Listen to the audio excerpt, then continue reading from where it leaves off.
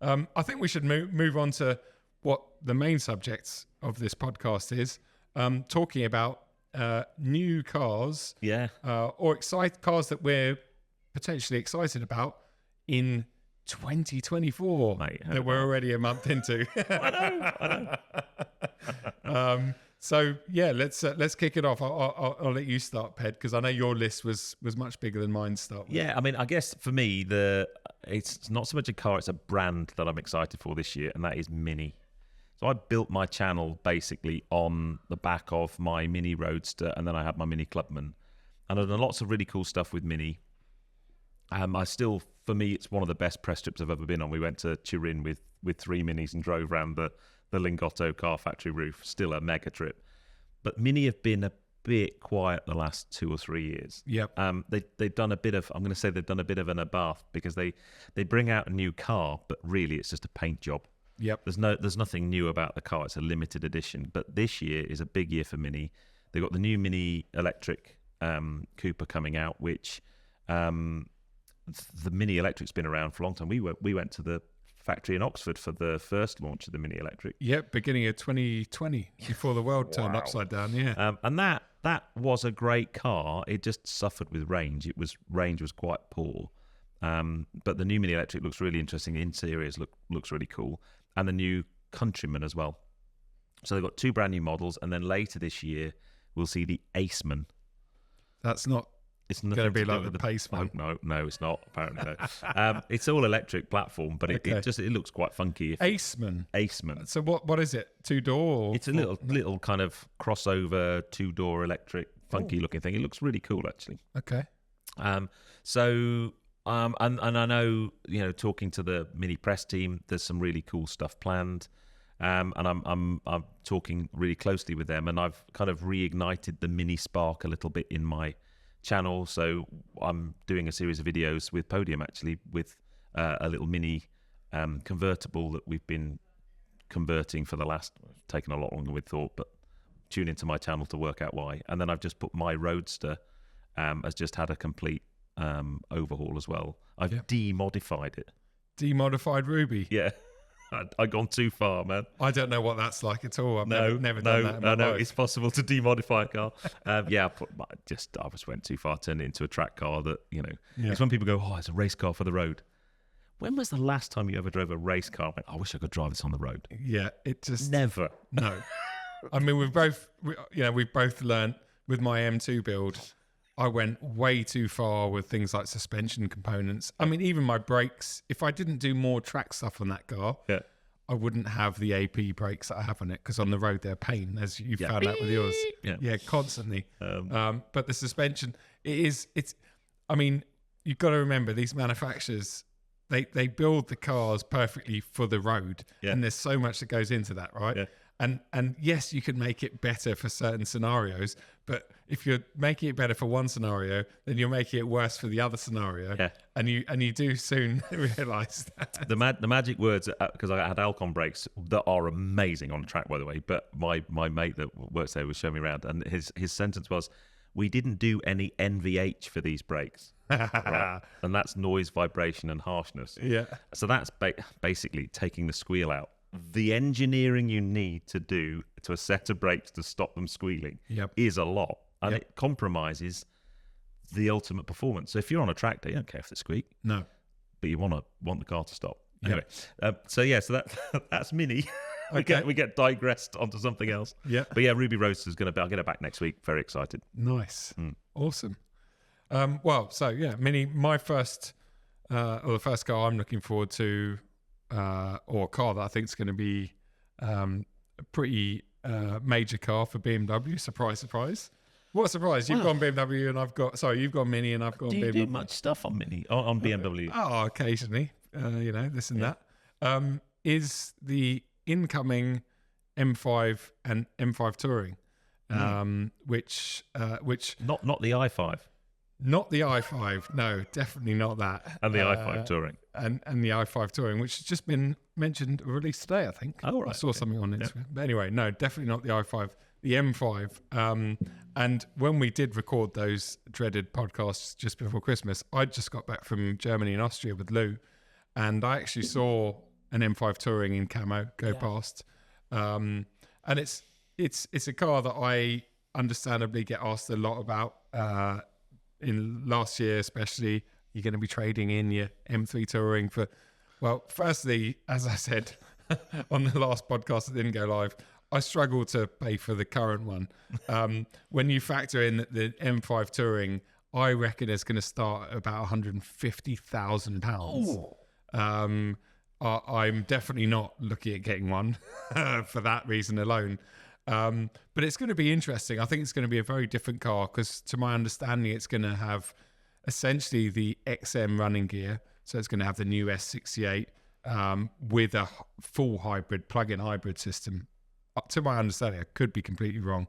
And therefore, it's going to weigh 2.5, 2.6. I've even heard of the Touring. Some people say it's 2.7 tons. Jeez. So that's coming on to, 800 kilos heavier than an M3 Touring. So what does that say? It says to me that it's not going to be dynamically as precise and brilliant as the M3, but it's going to be more of a GT sort of cruising car. 800 kilos, right? Put that into context. So imagine your M3 Touring, okay, and then have a roof rack on it, and then park a Caterham on the roof rack with 2 people sat in it, and that would still probably be not 800 kilos. It's just insane, isn't it? Just think of that picture. It's a crazy number, isn't it? It's. I suppose a hybrid system has so much weight in it. I mean, the battery alone and all the rest of it. But yeah, it's going to be an interesting car. I'm not as excited about it as, say, when the current M2 came out or the M3 and M4, just because I like my drivers' cars, and I think it's going to be impressive. It's probably 750 horsepower, be fast, but I think you're going to feel a bit removed from it. It's just going to be a rocket ship of a car. Yeah. But it'll be interesting. It's still. I'm still really keen to get my hands on it and try it out and see what it's like. And I'm sure BMW M will prove me wrong in many ways in terms of its driving dynamics. Yeah, it'll be like a lot of these big cars. It will hide its weight through electronics and jiggery-pokery. Amazing tyres. Yeah. So I guess it's hopefully won't be quite as heavy, but my next car, and actually I think it's the press launch for this is like tomorrow. I think it will probably be live by the time the podcast goes live, and that's the new Porsche Macan EV. Yes. And that there's a few more bits. Porsche released lots of pictures of it, so I think we can all kind of have a look at what it's going to look like. But I think it's going to be an interesting car power wise. It's going to be over 600 horsepower, about 1,000 Newton meters of torque. Wow. It's got an 800 volt system architecture, so it'll be very rapid charging. Yep. So 300 kilowatts and above. So you'll be able to get, the idea is you've got, 300 miles of range or whatever, but you'll be able to get a couple hundred miles of range in maybe 15, 20 minutes tops. So wow. Is that rapid charging with chargers that don't work? Yeah, that's the one. Okay, cool. Yeah. Yeah, we probably do a podcast on that actually, because I think the UK government, they were targeted to have 6 rapid chargers in every motorway service station by the end of the year. Last year. Yep. And they missed the target. By how much? Well, I think they had 5. Not 5 in every station. 5. How many? What? There must be thousands of services. Yeah, no, they missed it by a lot. Wow. A lot. But yeah, no, so if you can get a rapid charger, and Mr. Doubting Thomas, over there, they are better than you think. Yep. But yeah, so that's the whole focus of that. But I think if they can do to Macan, that's the first Porsche, by the way, to bring the name over, because Taycan was a brand new car. Of course. To have an all-electric Macan. If they can do that what they did to Taycan, because let's face it, Taycan as an EV is, from a driving point of view, about as good as you get. Yeah. Then I think that'll be a really good car. Yeah. And then I guess close on its heels will be things like Boxster and Cayman EV. But and I know lots of people are going to be like, oh, it's a Porsche, it shouldn't be electric. Welcome to the world we live in, people. Yeah. I'm afraid. Yeah. So that should be a good car.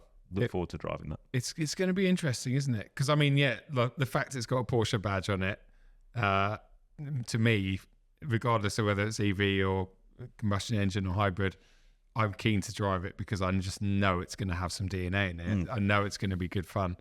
But it is, we've talked about it a lot. It's an interesting space at the moment because, like, I know of so many people that have gone the other direction. They've had EVs, they've now jumped back into combustion engine.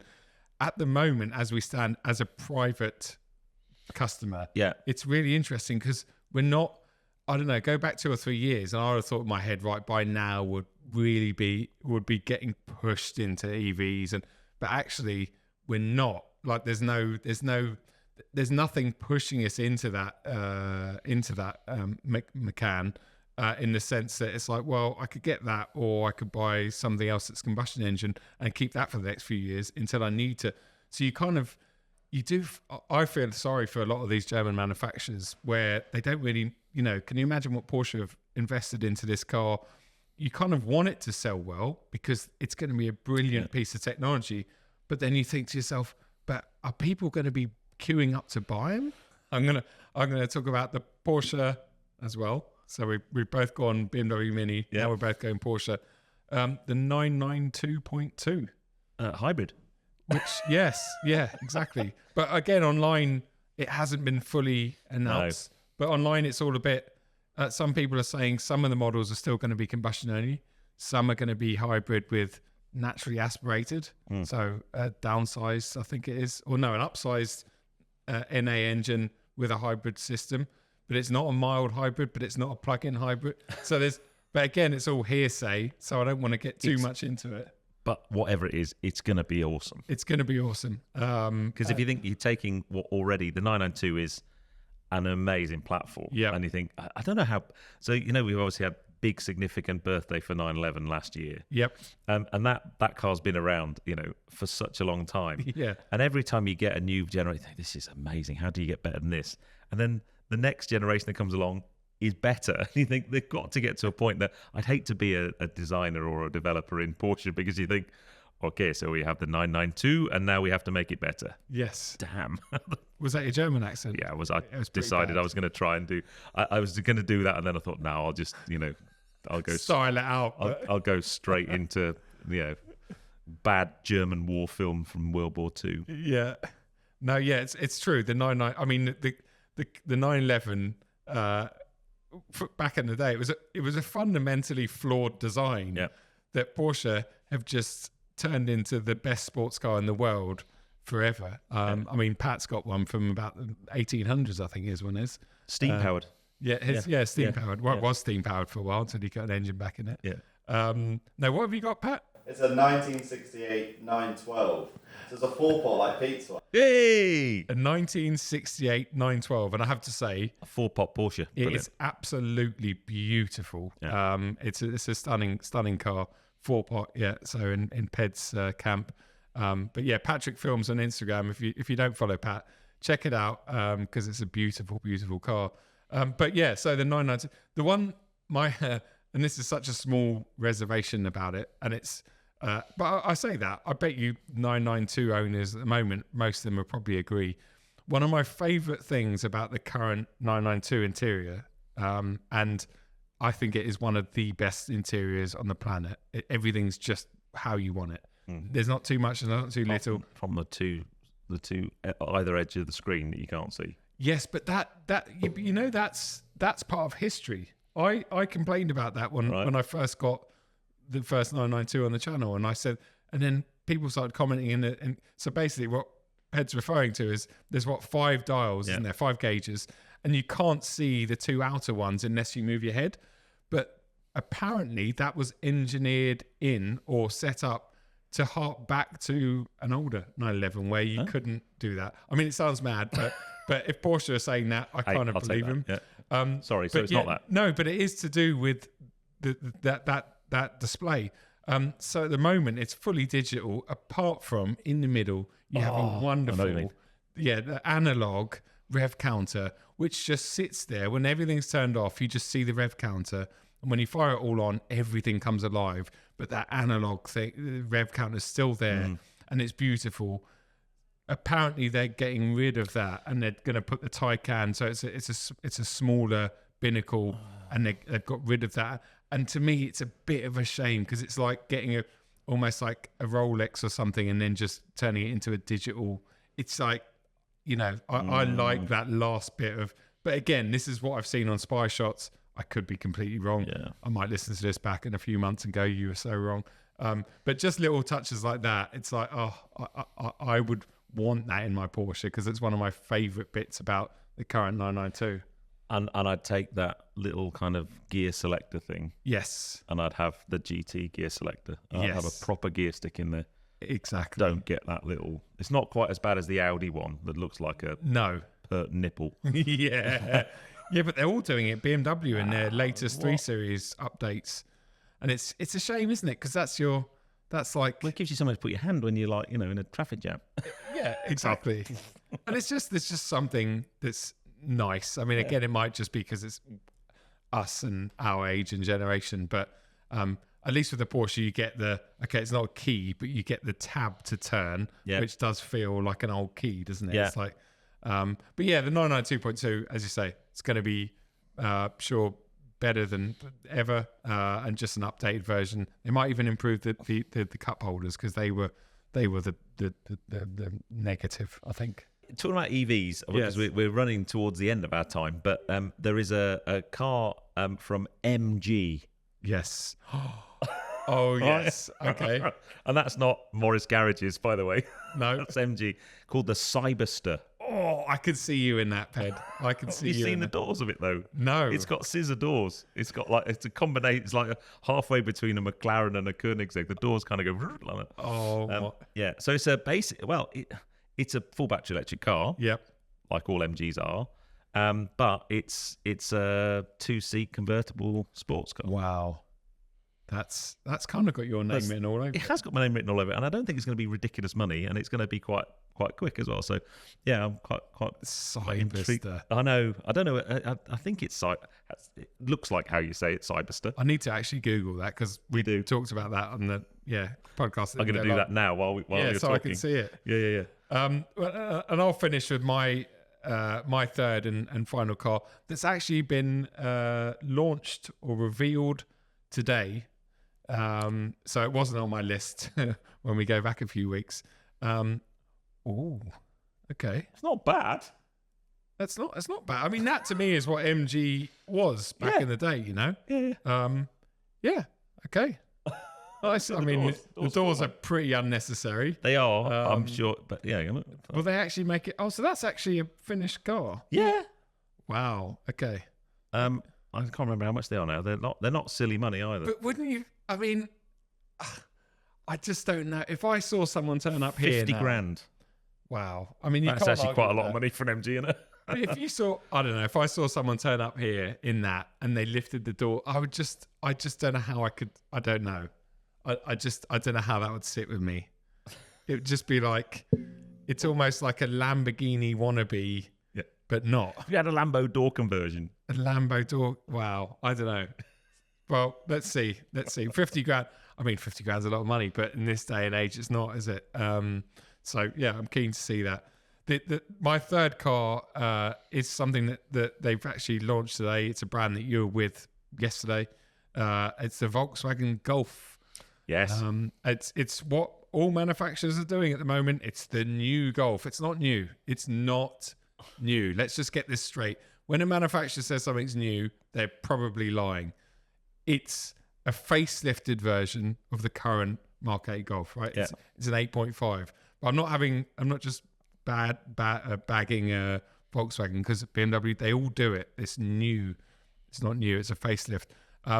And that car had a few issues that needed addressing because fundamentally, chassis-wise, especially the GTI and the Golf R and stuff of the Mark 8 is brilliant. I think it's a fantastically fun, exciting car, but it had a lot of things that were flawed on the inside. So from my understanding, the 8.5, the new one, it's got redesigned front bumper, redesigned rear bumper, all normal sort of facelifted things. But in the interior, they have done some new things. They have replaced the current steering wheel that we know with all the haptic buttons that annoyed the hell out of me. at the time. And I remember in my video I talked about that, and so many people jumped on. There's nothing wrong with it. It's fine. It'll be they've replaced it, so there clearly was something wrong with it. They've replaced it with an old wheel from the I think it's from the Mark 7 or Mark 7.0, which again Just take stuff off it. Yeah, either remove things off it or replace it with the old one, which had lovely proper buttons that were actually inbound from the rim. They don't foul your hands, and you don't accidentally press them. And so that's one thing. So that's a positive for sure. What they've done with the infotainment, again, I haven't tried this, is I think it's even bigger now. They've got rid of a lot of the bugs. You'll know more about this because you probably actually used it. I saw we'll call it Mark 8.5 Golf when I was in Germany for the Tiguan launch, which was like November, maybe October. Yep. And it was the longest embargo I've ever had for a video because the embargo dropped at midnight last night. Oh, right. So have you filmed something? Well, no, because I had a bloody mic problem going back to what we were talking about at the beginning. So that day I did Tiguan, the new Passat, and the Golf, and the Passat and Golf videos. I had mic failure, so I had no audio. So I've got some video of me walking around lip reading. Yep. So I couldn't put anything out. But yeah, I was at the ID7 press drives yesterday. Yep. And I think it's safe to say that VW have had a fair amount of criticism of their infotainment system, or they call it their HMI. Yep. And their human-machine interface, because it was very laggy, overly complex, just not great at all. And the new ID7, I think it was a 15-inch screen. Yep.